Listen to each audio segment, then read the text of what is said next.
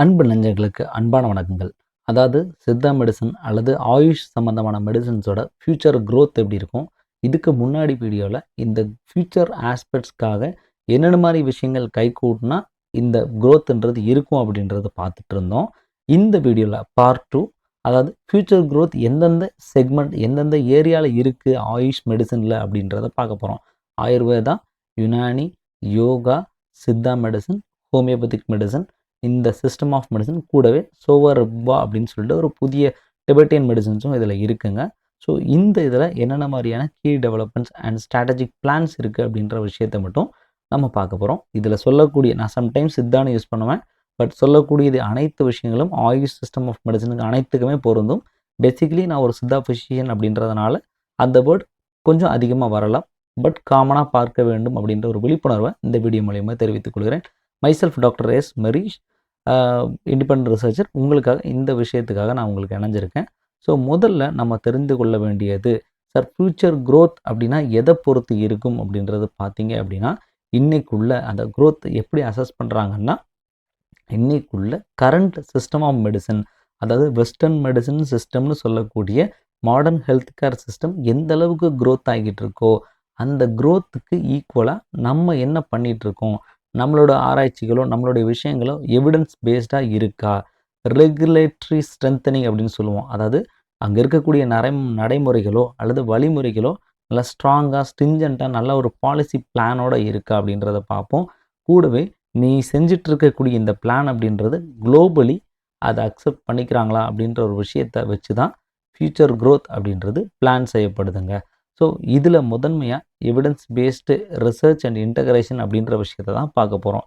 இதில் நம்ம முதன்மையாக இன்றைக்கி கிளினிக்கல் ட்ரையல் அப்படின்ற விஷயம் கண்டிப்பாக அடுத்தடுத்த கட்டத்தில் நிறைய விஷயம் தேவை இருக்குது. ஈவன் நீங்கள் பிஎஸ்எம்எஸ் முடித்த பிறகு நீங்கள் ஒரு டாக்டரானாலும் அதன் பிறகு கிளினிக்கல் ட்ரையல் சம்மந்தமான விஷயங்கள் அல்லது போஸ்ட் கிராஜுவேட் பண்ணக்கூடிய சமயத்தில் கிளினிக்கல் ட்ரையல் சம்மந்தமான விஷயங்களில் நீங்கள் அதிகமாக ஃபோக்கஸ் பண்ணலாம்.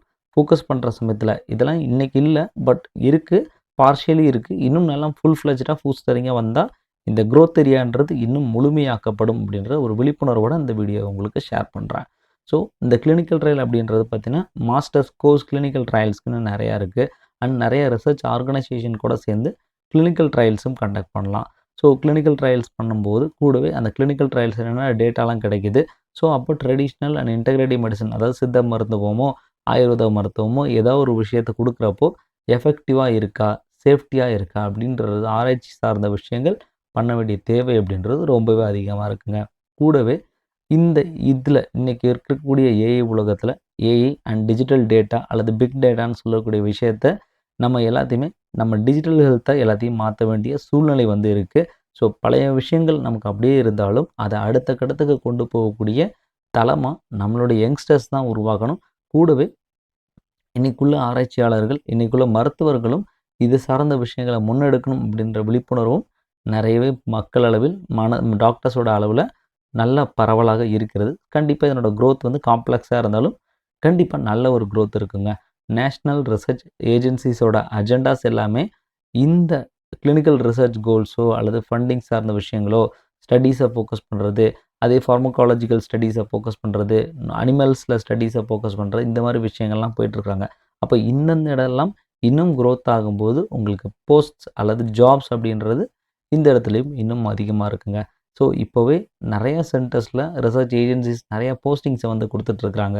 ஸோ இன்னும் ஃப்யூச்சரில் நீங்கள் வரப்போ இது அப்படியே டபுளாக, ஏன்னா நீங்கள் முடிக்கிறப்ப இன்னும் 5 வருஷமோ 6 வருஷமோ கழித்து முடிக்கிறீங்க அப்படின்னா கூட இது எந்த டேட்டில் நீங்கள் இந்த வீடியோவை பார்த்தாலும் சரி, கண்டிப்பாக இன்றைக்கி இருக்கிறத விட மேக்ஸிமம் 5 இயர்ஸில் growthன்றது அட்லீஸ்ட் 60 to 70% டபுளாக மல்டிப்ளை ஆக தான் வாய்ப்பு இருக்குங்க. ஸோ இன்றைக்கி ஒரு 10 பேர் வேலை பார்க்குறாங்கன்னா நீங்கள் 5 இயர்ஸ் முடிக்கிறப்ப அது 17 கேண்டிடேட்ஸாக வேலைக்கு போகிற அளவுக்கு அது வந்து கண்டிப்பாக growth கண்டிப்பாக இருக்கும். ஏன்னா ஃப்யூச்சரோட பிளான்ஸ் எல்லாமே அந்த மாதிரி தான் நம்மளுடைய ரிசர்ச் ஏஜென்சிஸ்க்கு எல்லாத்துக்குமே இருக்குது. WHO நிறைய அஜெண்டாஸை கூடவே நமக்கு கொடுத்துட்ருக்குறாங்க. குளோபலைஸ்டு சிஸ்டம் அப்படின்னு சொல்லக்கூடிய அளவுக்கு இந்த ஆயுஷ் மெடிசின்ஸை கொண்டு போகணும் அப்படின்றதுல. ஸோ அது சித்த மருத்துவம் இப்போதைக்கு தமிழ்நாட்டில் மட்டும் பரவலாக இருந்து கொண்டிருக்கிறது. அதர் ஸ்டேட்டில் கூட இன்னும் ஒரு சில இடத்துல அப்ரூவல்ஸ் ப்ராப்பராக இல்லாமல் இருக்குது. ஸோ இந்த மாதிரியான விஷயங்களும் அடுத்தடுத்த கட்டத்தில் முன்னெடுத்து போகணும் அப்படின்ற இது வந்துச்சுன்னா இன்னும் ரொம்ப நல்லா இருக்குங்க. Regulatory and strengthening and safety அப்படின்ற அடுத்த கட்டத்துக்கு நம்ம பார்க்க போகிறோம். இது என்ன சார் இதில் சொல்ல போகிறீங்க அப்படின்னா, முதல்ல இந்த 4 விஷயம் தான் ரொம்ப ரொம்ப முக்கியங்க. ஸோ முதன்மையானது பார்த்தீங்க அப்படின்னா, நம்ம பார்க்க வேண்டியது அந்த ஸ்டாண்டர்டைசேஷன் அப்படின்னு சொல்லுவோம். தர நிர்ணயம், தர சான்றிதழ் அல்லது பார்த்தீங்கன்னா, தர நம்மளுடைய மருந்தினுடைய அந்த தரவுகள், மருந்தினுடைய தர கட்டுப்பாடு அப்படின்றது எப்படி இருக்குது அப்படின்றத நம்ம இன்னும் சேஃப்டியாக என்ஷூர் பண்ண வேண்டியிருக்கு. ஸோ ஃபஸ்ட்டு ஒரு கட்டத்தில் மருந்தோட தர நிர்ணயத்தை பண்ணக்கூடிய ஆராய்ச்சியாளர்கள் கண்டிப்பாக தேவை இருக்கும் ஃப்யூச்சர் ஜாப் ஏரியாஸில். கூடவே வந்து பார்த்தீங்கன்னா, சேஃப்டி ப்ரொஃபைல்ஸை அனலைசிஸ் பண்ணக்கூடிய டாக்டர்ஸும் கண்டிப்பாக எசென்ஷியலாக இருக்குங்க. சேஃப்டி ப்ரொஃபைல்ஸை அசஸ் பண்ணுறது ஃபார்மகாலஜிஸ்ட்டாக இருந்தாலும், அந்த ட்ரக்ஸை ப்ரிப்பேர் பண்ண கொடுக்கக்கூடிய சித்தா ஃபார்மகாலஜிஸ்ட் குணப்படம் படித்தவங்களோ அல்லது திரவிய குணம் படித்தவங்களா தான் கண்டிப்பாக இருப்பாங்க. எனக்கு ஹோமியோபதிலையும் இதுக்கான ஆப்ஷன்ஸ் உண்டு. பட் அந்த டேர்ம் எனக்கு சரியாக தெரியாதனால நான் அதை இதில் பகிரலை. ஸோ கூடவே வந்து பார்த்தீங்கன்னா, risk based regulatory frameworks, அதாவது பார்த்தீங்கன்னா ஃபார்மகோ விஜிலன்ஸ்னு சொல்லக்கூடியதோ அல்லது ஃபார்மகோ எபிடமாலஜின்னு சொல்லக்கூடிய இந்த மாதிரியான பிரான்ச்சஸ் வந்து இன்னும் கன்சியூமர் சேஃப்டிக்காக என்னென்னலாம் செய்ய வேண்டியிருக்கோ அதெல்லாம் கண்டிப்பாக வரதான் இருக்குங்க. ஃப்யூச்சரில் இதுவுமே ஒரு முக்கியமான ஒரு க்ரோத் ஏரியாவாக கண்டிப்பாக இருக்கும். இன்டர்நேஷ்னல் கோஆப்பரேஷன்ஸ் அப்படின்றது இன்றைக்கி நிறைய கட்டத்தில் அதிகமாக வளர்ந்துட்டுருக்கு. பட் ஆயுஷ் சிஸ்டம்ஸ் பொறுத்தவரை பார்த்தீங்கன்னா, டிபெட்டின் மெடிசின்ஸ் ஒரு குறிப்பிட்ட ஏரியாவில் இருக்குது. சித்தா மெடிசன் லோக்கலைஸ்டு தமிழ்நாடுல இருக்குது. ஆயுர்வேதம் பரவலாக எல்லா இடத்துலையும் இருக்குது. யோகா இப்போ நம்ம இந்த கவர்மெண்ட்னால கொஞ்சம் அடுத்த கட்டங்களுக்கு மூவ் ஆகிருக்கு. ஸோ மேபி இந்த ரெப்புடேஷன் அதர் கண்ட்ரீஸ்லேயும் யோகாவுக்கு ரிஃப்ளெக்ட் ஆகலாம். ஸோ அந்த மாதிரியான விஷயங்கள் நடந்து கொண்டு தான் இருக்குது. ஸோ இன்னும் நிறைய கவர்மெண்ட்ஸ்லேயும் பார்த்தீங்கன்னா, யோகா ரிலேட்டடாக நிறைய போஸ்டிங்ஸும் கொடுத்துட்டு தான் இருக்கிறாங்க. ஸோ நம்ம இதையும் நம்ம கருத்தில் கொள்ள வேண்டும். அண்ட் குவாலிட்டி கண்ட்ரோல் மானிட்டரிங் எல்லாமே வந்து ஒரு சித்தா டாக்டரால் தான் மேக்ஸிமம் ரன் பண்ணப்படணும், பார்க்கப்படணும். ஒவ்வொரு ஃபார்மசூட்டிக்கலையும் quality manager, quality control assistant அப்படின்னு சொல்லிட்டு டாக்டர்ஸ் தான் அதில் ஃபைனல் சைன் போடக்கூடிய ஃபார்மகாலஜி டாக்டர், சித்தா படித்த டாக்டர் தான் அங்கே வந்து இருப்பாங்க. ஸோ இதுதான் ரெகுலேட்டரி இதில் முக்கியமானது. கூடவே வந்து பார்த்திங்கன்னா, ட்ரெடிஷ்னல் மெடிசின்ஸை எப்படி வந்து இன்டகிரேட் பண்ணுறாங்க அப்படின்ற விஷயத்தை தான், அதாவது பார்த்திங்கன்னா இந்த விஷயத்தை தான் ஷேர் பண்ணுறேன். இன்றைக்கி 2025 இருக்கோம். ஸோ லாஸ்ட் ஒரு 5 வருஷமாக கடந்த ஃபாஸ்ட் 2 இயர்ஸ் இன்னொரு 5 வருஷத்தில் எப்படி இருக்க போகுது அப்படின்ற விஷயத்தை தான் கீ டெவலப்மெண்ட்ஸை வந்து நம்ம வந்து சொல்ல போகிறேன். ஸோ கூடவே வந்து பார்த்திங்கன்னா, நேஷ்னல் பாலிசிஸ் எல்லாமே என்ன பண்ணிட்டாங்க அப்படின்னா, ப்ரைமரி ஹெல்த் கேர் சிஸ்டத்தில் கண்டிப்பாக சித்த மருத்துவமோ ஆயுஷ் மருத்துவமோ இருக்கணும் அப்படின்ற விஷயத்துக்காக நிறைய இடங்களில் மஸ்குலோஸ்கெலட்டல் டிஸார்டர்ஸ், அப்புறம் பார்த்திங்கன்னா டிசபிலிட்டி, கூடவே வந்து பார்த்திங்கன்னா நேஷ்னல் நான் கம்யூனிகபிள் டிசீஸு, ஹைப்பர்டென்ஷன், ப்ரெஷரோ, அப்புறம் பார்த்திங்கன்னா மக்கள் மருந்தகத்தில் சித்த மருத்துவத்தை கொண்டு வரது, இப்படி நேஷ்னல் ஆயுஷ் மிஷன்ஸில் சித்த மருத்துவத்தை கொண்டு வரது, இப்படி பலவிதமான விஷயத்த அப்போவே ஸ்டார்ட் பண்ணியிருக்காங்க. கூடவே வந்து பார்த்திங்கன்னா, அந்த ப்ரோக்ராமில் 2024 என்ன பண்ணாங்கன்னா, ட்ரைனிங் ப்ரோக்ராம்ஸை ஹெல்த் கேர் ஒர்க்கர்ஸ்க்கு டிசிஎம் சார்ந்த விஷயங்களை இம்ப்ளிமெண்ட் பண்ணி உள்ளே கொண்டு வந்தாங்க. கூடவே இன்றைக்கி இருக்கக்கூடிய அலோபதிக் மெடிக்கல் காலேஜ் ஸ்டூடெண்ட்ஸ் கூட சித்த மருத்துவத்தை அல்லது ஆயுர்வேத ஆயுஷ் மருத்துவத்தை அவங்களோட பார்ட் ஆஃப் ஒரு அட்லீஸ்ட் ஒரு 1 மந்தாவது அந்த இன்ஸ்டியூட்டில் போய் ட்ரைனிங் எடுக்கணும் அப்படின்ற ஒரு புதிய விஷயத்தையும் கொண்டு வந்தாங்க. 2025 பார்த்தீங்க அப்படின்னா, இந்த கம்பைன் ட்ரீட்மெண்ட் அப்படின்ற விஷயத்தை இம்ப்ளிமெண்ட் பண்ணணும் அப்படின்றத WHO நல்லா ரெக்கமெண்ட் பண்ணிட்டு இருக்கிறாங்க. ஸோ கண்டிப்பாக இது உங்களுக்கு கன்வென்ஷனல் மெடிசனோட ட்ரெடிஷ்னல் மெடிசன்ஸை கொடுக்கணும் அப்படின்றத விஷயத்தையும் கொண்டு வந்துட்டுருக்கு. இந்த 2025 உங்களுக்கு நல்லா ஞாபகம் இருக்கும். இந்த கோல்னால தான் ஜிப்மர் மெடிக்கல் காலேஜ் பாண்டிச்சேரியில் சித்தா அண்ட் ஆயுர்வேதாவை இணைச்சு ஒரு இன்டெகிரேட்டிவ் மெடிசன் தெரப்பி யூனிட்டை வந்து கொண்டு வந்திருந்தாங்க. ஸோ லாஸ்ட் மந்த் வந்து மினிஸ்டர்ஸ் வந்து பேசியிருந்தாங்க இல்லையா? ஸோ இந்த மாதிரி கட்டங்களும் போயிட்டுருக்கு. ஸோ பேஷண்ட்டோட ஆக்சஸை வந்து ட்ரெடிஷ்னல் மெடிசனுக்கு வரணும் அப்படின்ற அந்த விழிப்புணர்வை எஸ்டாப்ளிஷ் பண்ணணும். கம்யூனிட்டி ஹெல்த் ப்ரோக்ராம்ஸ், அதாவது ஹெல்த் ப்ரோக்ராம்ஸ்னு ஒன்று இருக்குது. அந்த கம்யூனிட்டி ஹெல்த் ப்ரோக்ராம்ஸில் சித்த மருத்துவத்தையோ ஆயுஷ் மருத்துவத்தையோ உள்ளே கொண்டு வரணும் அப்படின்ற நோக்கத்தை அடுத்த ஆண்டுகள் வச்சுருக்கிறாங்க. 2030க்குள்ளே அட்லீஸ்ட் பேஷண்ட்டோட ஃபாலோ பேஷண்ட்டோட அந்த இம்ப்ரூவ்மெண்ட் வந்து கண்டிப்பாக இந்த ப்ரோக்ரஷனில் தெரியணும். பேஷண்ட்டோட அவுட்கம், சாட்டிஸ்ஃபேக்ஷன் இந்த மாதிரி விஷயத்தையும் நீங்கள் ரெக்கார்டிக்கலாம் நோட் பண்ணணும் அப்படின்ற விஷயத்தையும் முன்னெடுத்து வைக்கிறாங்க.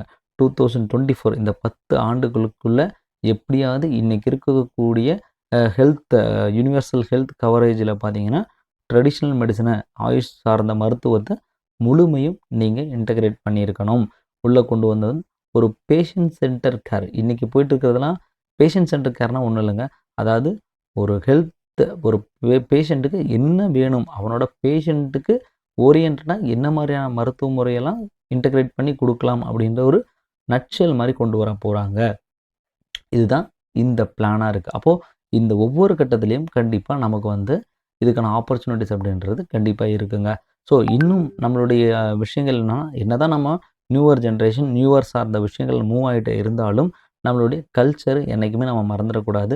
கல்ச்சரை ப்ரிசர்வ் பண்ணணும் அண்ட் இண்டிஜினியஸ் ரைட்ஸை வந்து ப்ரிவென்ட் பண்ணணும், பாதுகாக்கணும் அப்படின்ற விஷயத்த வந்து கண்டிப்பாக சொல்லிட்டு தான் இருக்கிறாங்க. இதே production of traditional knowledge TKDL traditional knowledge digital லைப்ரரின்னு சொல்லிட்டு ஐசி ஐ மீன் நம்மளுடைய சிஎஸ்ஐஆர்னு சொல்லுவோம் இல்லையா, சென்ட்ரல் கவர்மெண்ட்டில் சிஎஸ்ஐஆருக்கு கீழே பார்த்தீங்கன்னா டிகேடிஎல்னு ஒரு டிபார்ட்மெண்ட் இருக்குது.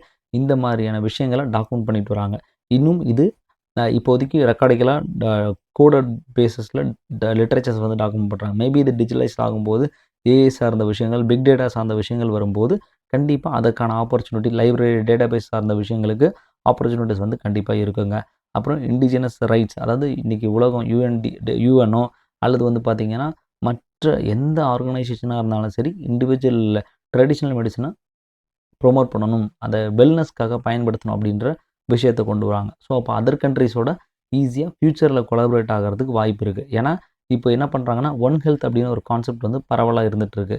ஸோ இதனால் கண்டிப்பாக இது அடுத்தடுத்த கட்டத்துக்கு தான் மூவ் ஆகும். ஸோ இந்த ஏரியாவை கண்டிப்பாக நம்ம ஃபோக்கஸ் பண்ணிக்கணும்.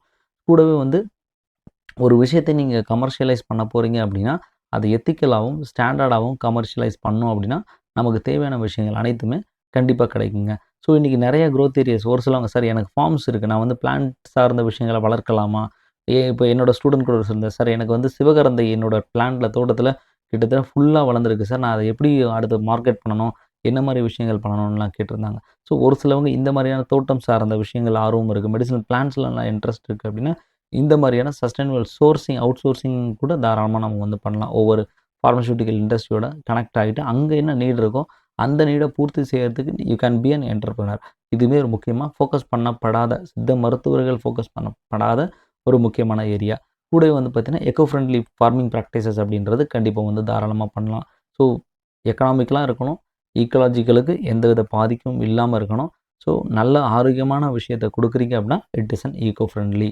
ஸோ இதுதான் ரொம்ப ஃபோக்கஸ் பண்ண வேண்டியதாக இருக்குது. அடுத்த கட்டம் டிஜிட்டல் அண்ட் டெக்னாலஜிக்கல் அட்வான்சஸ் அப்படின்றது தான் முக்கியமானது ஒன்றுங்க. ஸோ இதில் என்ன சார் புதுசாக இருக்குதுன்னு பார்த்தா இன்றைக்கி எல்லாமே ஏஐ டிரைவனாக போயிட்டுருக்கு இல்லையா.